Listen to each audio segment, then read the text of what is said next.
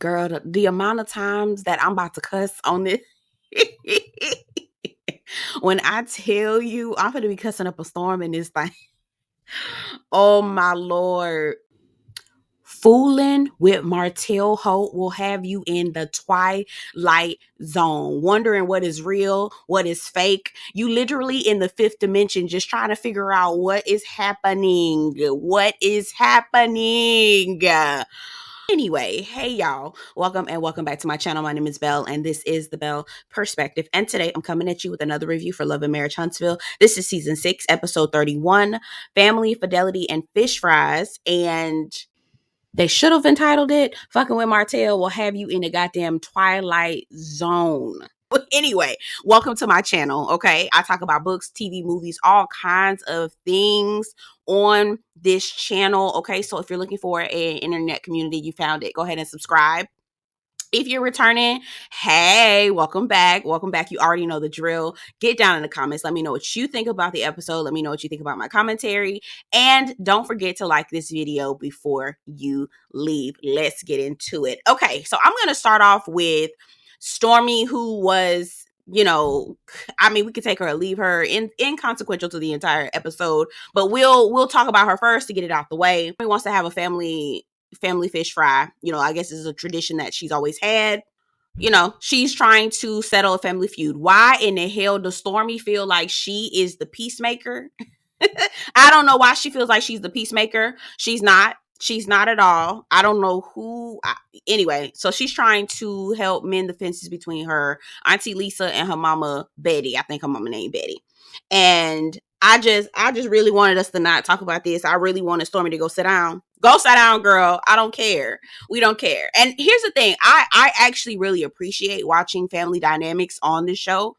Family dynamics, business dynamics, all of those kinds of things. Obviously, marital dynamics as well. But I just wasn't really wanting to see this right now. I felt like this could have been earlier in the season leading up. But that's neither here nor there. End of the day, they have a big fish fry. Lisa tells Betty that she, has her own life. And Betty tells Lisa that she feels abandoned because she's responsible for taking care of their mom. Again, we're going to wrap this up in a full bow real quick so we can get to the meat and the potatoes. But Stormi says that there has been some progress made. I don't see it because Lisa stormed off. But you know what? If she says progress, then wonderful for her. Wonderful, wonderful. Okay, we're gonna move on. And here we are, moving on to Mel and Martell, about to enter the twilight zone.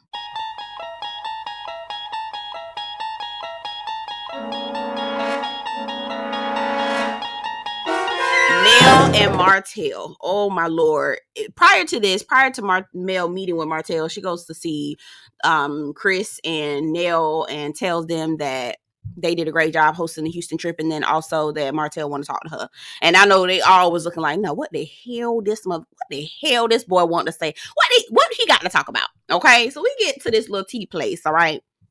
Now, first things first, I understand why Mel was dressed cute, right? I know she was dressed cute because she wanted to make sure he understood what he was missing. But that's what you do when you low-key want him to fantasize about you and think about you. For me, pot on me, and you get down in the comments to tell me what y'all think. But baby, I would not have dressed like nothing. Baby, I would have put on a scully. I wouldn't have worn no makeup. I probably would have kept the crust in my goddamn eyes because I do not want this nigga thinking about me. I want him to think about everybody in the world but me. Get away from me. Don't talk to me. I am invisible to you, nigga. Okay? I would have had on sweatpants and a t-shirt and the raggediest shoes I could ever find. I would have strapped my boobs down. Like, I do not look at me in any sort of way. Forget about me, okay? Don't even think of me. That's how I would have never dressed up. Y'all get down in the comments and let me know if y'all think that I'm wrong. But don't look at me, okay? I am nobody to you. The way that this Delulu,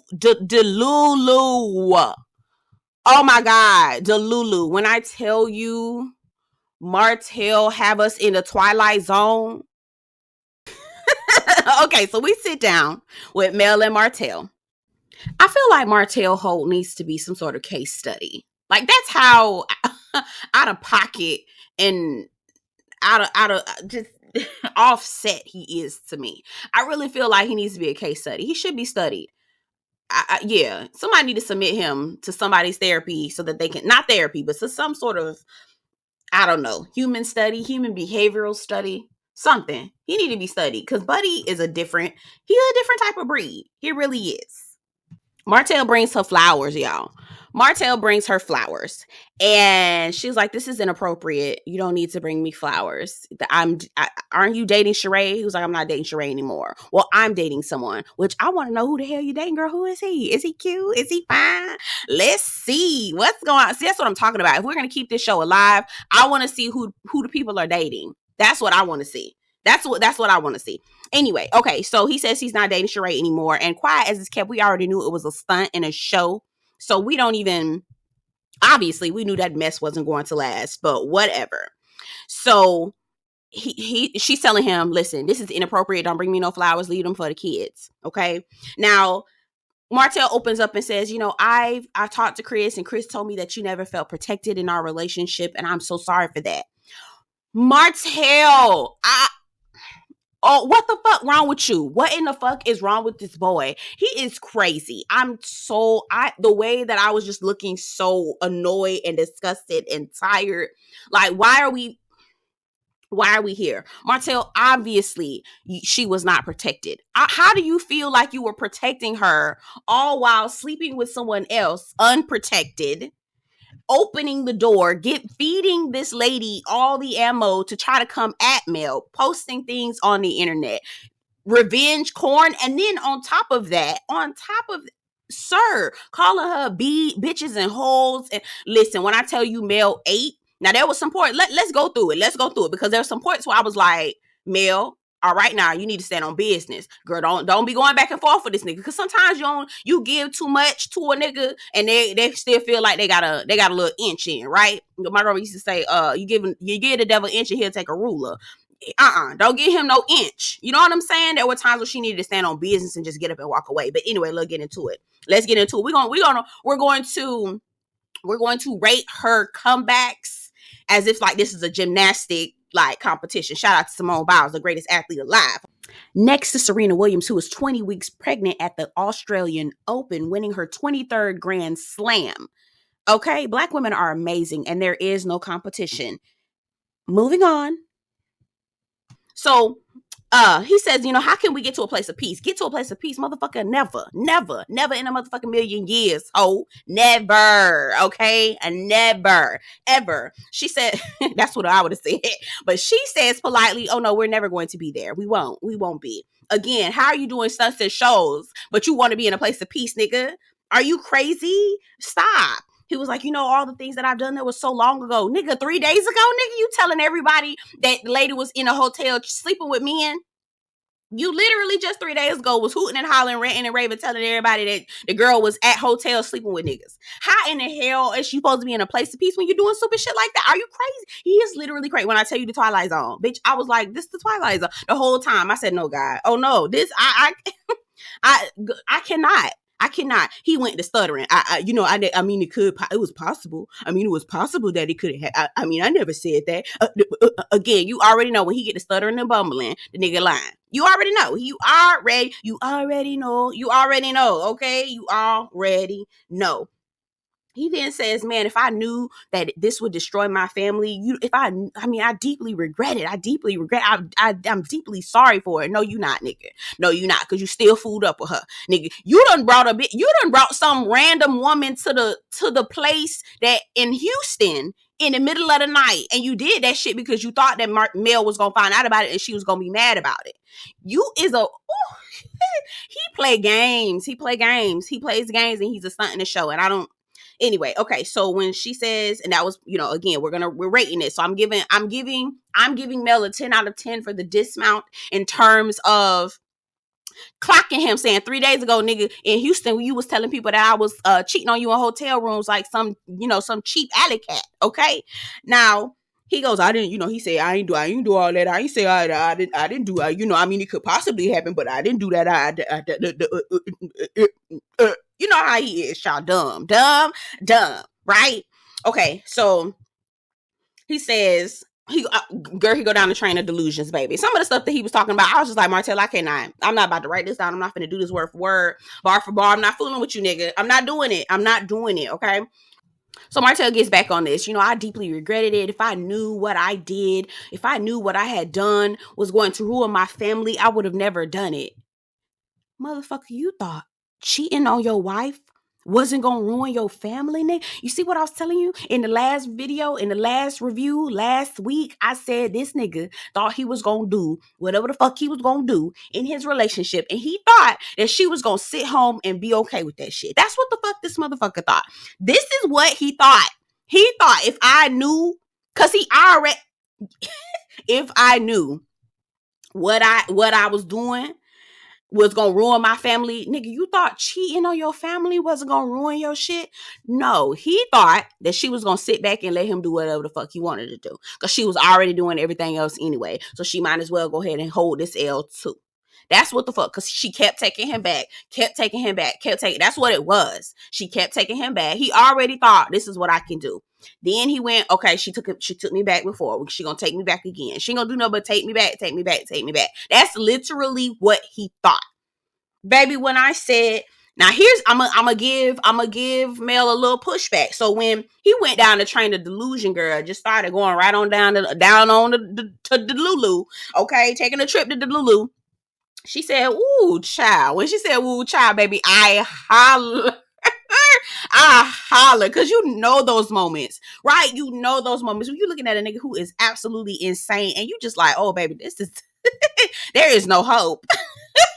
There is no end to your delusions of grandeur. I cannot. Ooh.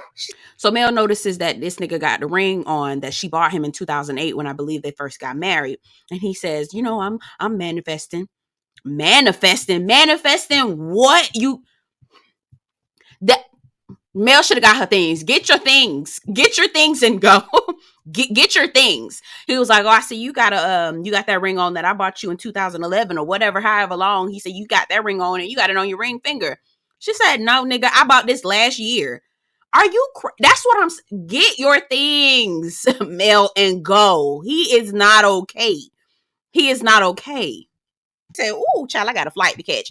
This is where Mel should have got her shit up, and walked the fuck off. She did not. How Tamara did on Bell Collective with Marie. Take care, baby. That's what she should have did, and kept it pushing. She did not. Here he go, right? Now, this one I knew he was playing the game. This how I knew he was fucking around and playing the game. He was like, man, chill out. Why you gotta be so difficult? Oh, I just know. I can remember a nigga playing in my face like this long time ago. I know I could. Ooh, he sounded like a nigga I used to know playing in my goddamn face. So he goes, chill out. Why you being so difficult? Right? And so she doesn't get up. She sits back down. She was like, Martell, listen, it is what it is. I'm just telling truth. It's facts. It's what it is. He goes, oh, okay. Well, our marriage was successful. Nigga, who? I don't know how you rate success, but dear one, success means still lasting, still going. It doesn't come to an end if it's successful. Obviously, there's some caveats to that, right? That person, lead transitions off this earth. But again, dear one, if it's successful, it would have still been going till death do us part. But it wasn't. Because your dick, you couldn't keep it together. You couldn't keep it together like an adult human, okay? Like a fully adult human. So he goes, he didn't want to hear all that. He said, all right, you can go now. I said, no, see, that's where I give Mel that 3.5, because she should have got up and left that nigga, because as soon as she saw him going down the land of the Lulu, she should have got up and left. That was the perfect exit. Cut him off, gag his ass, and be out the door. She sat there for a little bit longer, and he wanted to dismiss her. Y'all heard that? He was like, all right, you can go now. You can leave. I said, not you trying to dismiss her after she didn't already.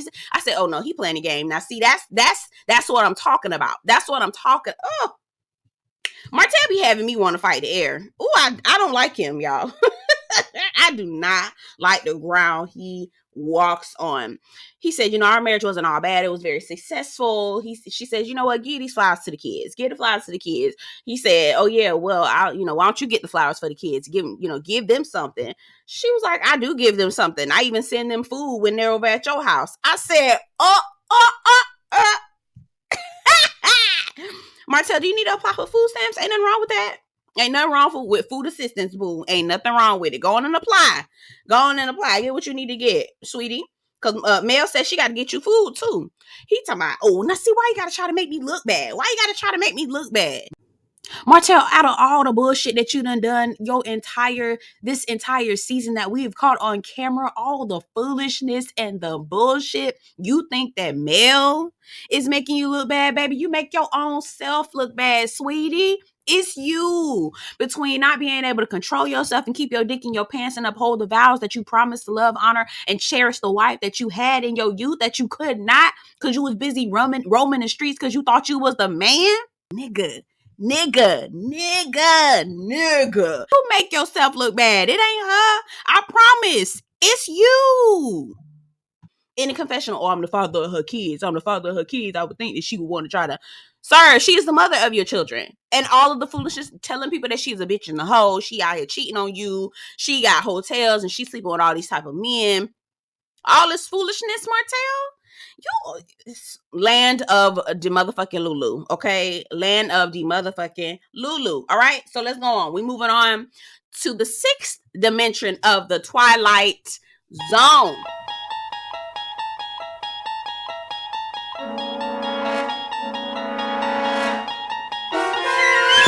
Okay, well, Jesus. Now, date night with Kimmi and Maurice, aka the 7th dimension, the 6th dimension of the Twilight Zone. Okay, so I understand where Kimmi is coming from for the most part in terms of her having this date night and sitting down and apologizing to this man. I'm not saying that it's right. I'm not saying that that it's right. None of that. Because I'm about to walk the dog on her ass.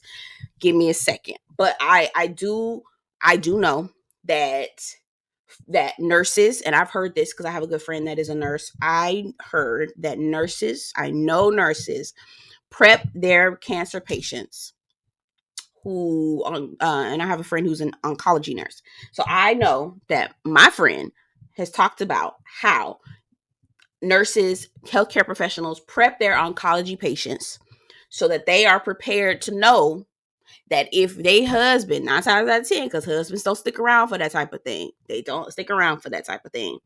Be prepared for your marriage to go left, right? So she is a nurse. She understands the rules. She understands the game. She understands the protocol. She gets it, okay? So the reason why she sat her bald-headed, trifling ass, embarrassing, tight ass, this motherfucker is not the prize husband, sat him down and thanked him for sticking around and saying that he did not sign up for this, I understood the logic because most men do not. On that same token, we flipping a coin. Kimmi, I know good and damn well your ass did not sit up here and thank this motherfucker for standing, quote unquote, standing by you after he embarrassed you. She said something about, comments being made and things like that. I have not seen that. And I don't know if she's talking about the internet or not. No, I have not seen that one person on the internet shaming Kimmi for the transition that she was going through in terms of cancer. I have not seen that one person. All I have seen is support and love, minus the bullshit that we've had to deal with that we've had to watch in terms of Marsau. I mean, whoever the fuck she married to, because all these motherfuckers is the same. Okay, so I don't understand. I don't know who's commenting. I don't know if Maurice is the one making comments. I don't know where that's coming from, but I'm gonna tell her right now, girl, everybody was shouting you out and supporting you. Okay, girl, damn near in tears, wishing you love and support, because Kimmi, you actually were our favorite. You were our fave. Now, you done sat up here. I don't know if y'all noticed this, but Kimmi, when she started talking about thank you for sticking by me, I wouldn't even feel comfortable if my husband, my boyfriend came to me, my significant other came to me and had just got over cancer and fought, lost hair and was sick and all this other stuff, and came to me and was like, thank you so much for sticking by me, and thank you so much for not leaving me. You didn't sign up for this. I would not even want them to finish their sentence. The way that I would be so insulted, why the fuck do you think that I would not stick by you? Maurice did not even, he was just like, oh, yeah, I did sign up for this, babe. I did. Right? Barely giving her any type of emotion. The only time his raggedy ass got excited or overjoyed is when she said, come on, we can have some sex. This motherfucker get excited. Oh, yeah, let's go, babe. Let's do this. Well, I went to the gym and I worked on some ass. You thought that this was funny? You thought this was funny? You thought this was a joke? Are you kidding? Y'all be weak in the knees. Stand up. Stand up. You know what? I thought I wanted to walk the dog. I really don't. I don't want to walk the dog. Kimmi decides she took a picture. She did some photo shoots, boudoir photo shoots. She looked amazing. And she blew those pictures up and gave them to her husband. Girl, you literally survived cancer and you are still focusing on trying to make sure that your raggedy, tired ass, selfish, embarrassing ass husband is happy. Girl, what are we doing? What are we doing? This is the fucking Twilight Zone. I hate it here. I never want to be in this place. Okay. I never want to be in this place where I did the most to get this man, so I got to do the most to keep this man. Like, I never want to be in that position. And if I ever am, any of my friends who listen to my channel, please, girl, get me together. Please get me together, because the way that this is so embarrassing. This is embarrassing. We are not standing up, and I'm sick of this. I'm so sick of this. And that's further leads me to believe that Kimmi was a side chick, because the leaps and bounds that she is going to try to make this shit work. That scene was so uncomfortable and obnoxious and out of place and weird. Ugh, so sick of her. Now we get to Tisha and Marsau, child. The seventh dimension of the Twilight Zone, bitch.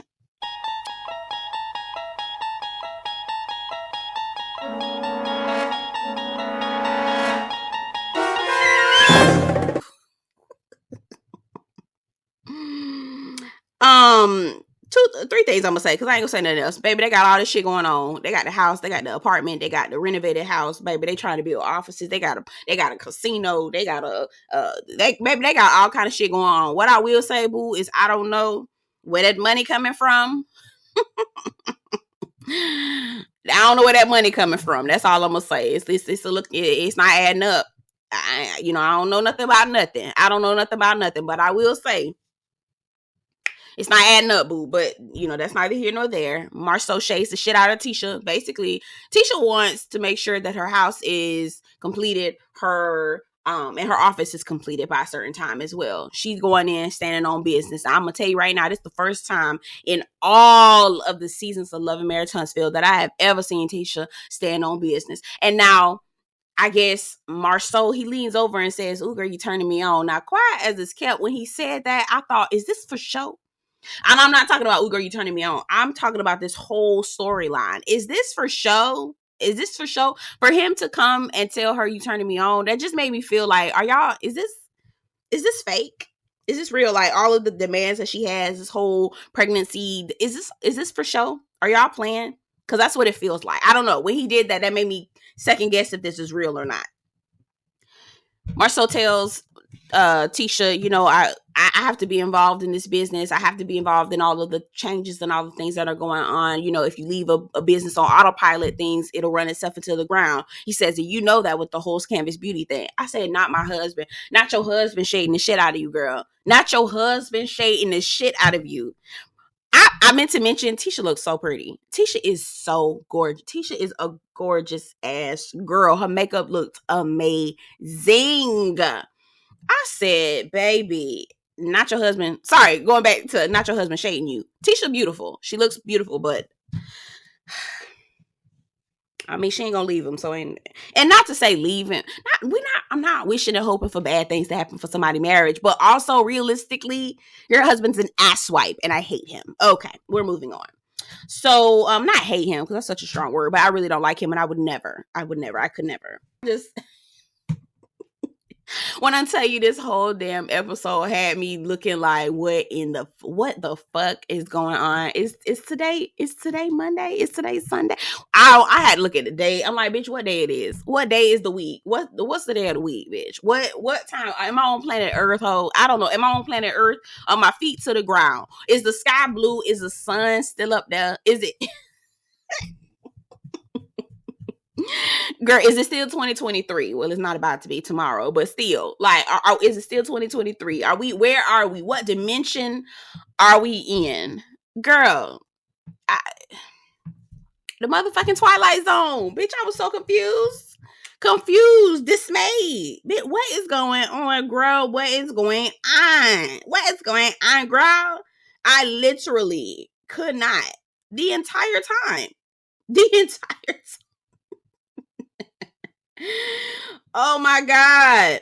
Anyway, y'all get down in the comments. Let me know what y'all think about this. That's what the damn title should have been called, Twilight Zone, because bitch, that's what the fuck we was in. Okay. We was in the motherfucking Twilight Zone the whole goddamn time. And I was just like,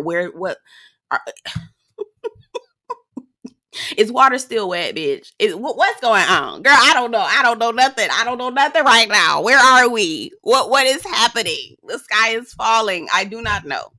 Get down in the comments. Let me know what you think about the episode. Let me know what you think about my commentary. Subscribe to the channel if you haven't already. And I'll see you guys in the next one. Happy New Year. Happy New Year. All right. Take care.